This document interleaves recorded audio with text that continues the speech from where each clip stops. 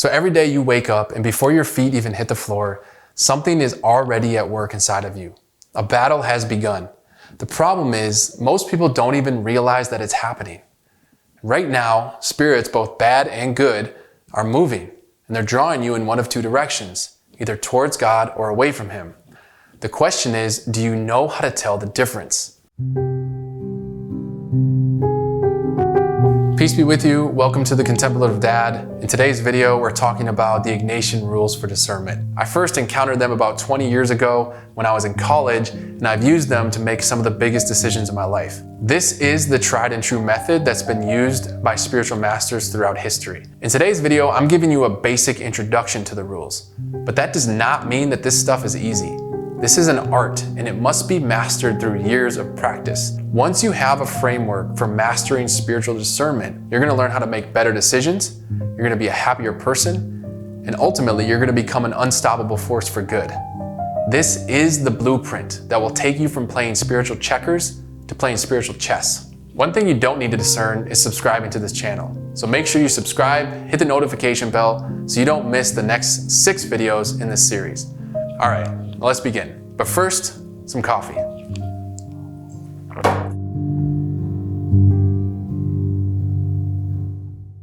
All right, so before we get into the first 2 rules, we have to lay some important groundwork. There is a threefold paradigm that Ignatius taught, and it's a vital starting point for all of discernment. If you take anything from this video, let it be this 3-step process. It goes like this: awareness, understanding, take action. That's the whole discernment process in a nutshell. This 3-step process will be applied to every single rule going forward. So let's quickly cover each of these steps so you can start using it right away. Number 1, awareness. Ignatius would say that if we want to get in tune with the spiritual reality that surrounds us, we have to first acknowledge that it even exists. C.S. Lewis once said, "If devils exist, then their first aim is to give you an anesthetic." Many people go through life spiritually oblivious. They don't even realize they're being influenced. Even people who've been walking with God for years can be unaware of the intensity of the spiritual war that's happening around them all the time. Here's why that matters. Your feelings can be deceptive. Not every strong emotion or gut instinct is coming from the right place. Sometimes the right choice is clear, but sometimes there's deeper forces at work. And that's where the next step comes in, understanding. Once you've noticed something stirring within, the next step is to reflect. Where is this coming from? What's it moving me towards? Is this leading me towards God or away from Him? And this is where it can get tricky. Us human beings are complex creatures. There's psychological, emotional, intellectual nuances to each of us. There can be a lot of interference that gets in the way of our spiritual antennas. So to effectively master this part of the process, we have to understand the differences between the good and bad spirits, how they operate.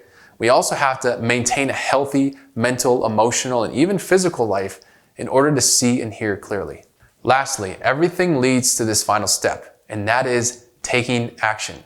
Once we are aware of the spiritual forces around us and we understand how they're influencing us, Ignatius gives us only 2 options: either accept or reject. Simply put, you accept willingly what's from God and you outright reject what is not. Discernment is not just about reflection and spiritual navel-gazing. It's about the freedom to follow the will of God. I just want to take a quick pause here to give a brief summary of St. Ignatius so that we get a better idea of where he was coming from when he wrote these rules. Ignatius was not born a saint. He was a soldier and a womanizer, a glory chaser. One day during battle, a cannonball shattered his leg, and during a long and painful recovery, he asked his caretaker for a set of romance novels to pass the time. Instead, he got the Life of Christ and the Saints. At first, he read them out of boredom, but eventually, the reading started to change his heart. And while he was lying there in bed, doing all this spiritual reading, Ignatius started to notice something interesting happening within. When he imagined returning to his old life of glory and pleasure,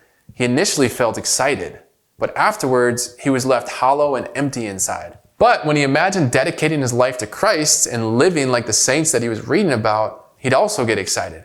But here was the difference. Afterwards, he was left feeling peaceful and happy. That was the key moment that Ignatius says his eyes were opened a little. Here's what Ignatius ultimately discovered. Every single soul is moving in one of 2 directions, either away from God or towards God. And the direction of your soul determines how the good and bad spirits will act upon you. So let's jump into the first two rules based on this observation. Okay, so before I dive into the first two rules, I just want to share a great resource that's going to help you understand these rules even more in depth. It's called The Discernment of Spirits, an Ignatian Guide for Everyday Living by Father Timothy Gallagher. This is the book that introduced me to the rules for discernment back in college, and it's what I'm basing all of these videos off of. And I'm going to put a link in the description so you can purchase it if you decide to. If you do purchase it, you'll help me out a little bit by using that link below. I just get a little kickback from your purchase. So it's just a way to support this channel so I can keep making videos like this. Let's get back into the two rules. Rule number 1, the soul that is moving away from God. Ignatius says, in persons who go from mortal sin to mortal sin, the enemy proposes apparent pleasures and the good spirit acts oppositely, pricking and biting their conscience. If you're stuck in sin or spiritual slumber, then the enemy wants you to keep going. He's going to use your imagination to propose apparent pleasures and sensual delights. He tends to work through false comfort, distractions, and fantasies. He says things like, you deserve this. Why change now? This is what you need to be happy. But of course, we know that these are counterfeit pleasures and they vanish fast and leave you emptier than before. The good spirit, on the other hand, pokes at your conscience. Ignatius uses the word biting and pricking. He unsettles you, not to shame you, but to wake you up. The good spirit wants you to use your rational common sense to understand what this life is doing to you.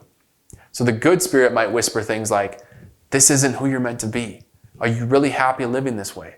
Or you were meant for more than this. For anybody who has ever been caught up in a life of sin, you can probably relate to this. It's oftentimes our imagination about the comforts and the pleasure of sin that keeps us going after it. Because we know when we've done that thing enough, that it does not leave us happy and satisfied, that it leaves us discontent and emptier than we were before. So for anybody who's moving away from God, God is going to provoke them. He's going to try to shake them out of that spiritual numbness and that complacency so that they turn around and head back towards Him. And that leads us nicely into rule number 2, when a soul is moving toward God. Ignatius writes again, in persons who are rising from good to better, the evil spirit bites, saddens, places obstacles, while the good spirit gives courage, strength, consolation, tears, inspirations, and quiet. For the soul moving towards God, they have now become a threat, and the bad spirits are not going to be happy about it. Welcome to rule number 2 territory. This is where the game starts to flip. The enemy, who once seduced with comfort, now switches tactics entirely. He begins to attack, bite, sadden, and disquiet, precisely because now the soul is moving forward towards God. In contrast, the good spirit, who was once pricking and biting, now wants to bring strength, inspiration, quiet, and clarity. The big takeaway is this. The two spirits will act in completely opposite ways depending on the soul's direction. What once comforted now attacks, what once disturbed now consoles. And this reversal is one of the most important insights in all of discernment. It means the presence of discouragement doesn't necessarily signal failure. In fact, the person striving sincerely towards God might experience the most resistance of all, not because they're losing the battle, but because they're fully engaged in it. At every moment, every person is moving in one of two directions, either away from God or towards Him. There's no neutral ground in this battle. There's no standing still. And that's what makes these first two rules so foundational. These rules will continue to be applied throughout the remaining rules that we go over. They reveal how the spiritual forces at work, both good and evil, can shift their tactics based on the fundamental direction of a person's soul. In the next video, we're going to explore rules 3 and 4, spiritual consolation and desolation, and how to interpret the spiritual highs and lows. This is where the game within the game begins. I'd love to hear in the comments any questions or experiences you have with the rules for discernment. Remember that this battle for your soul is real, but you are not defenseless. We have this framework, we have this playbook, and we can become aware, we can start to understand the movements that are going on, and ultimately we can take action to either accept or reject. Thanks for being here. I'm praying for you. Until next time, be still and know.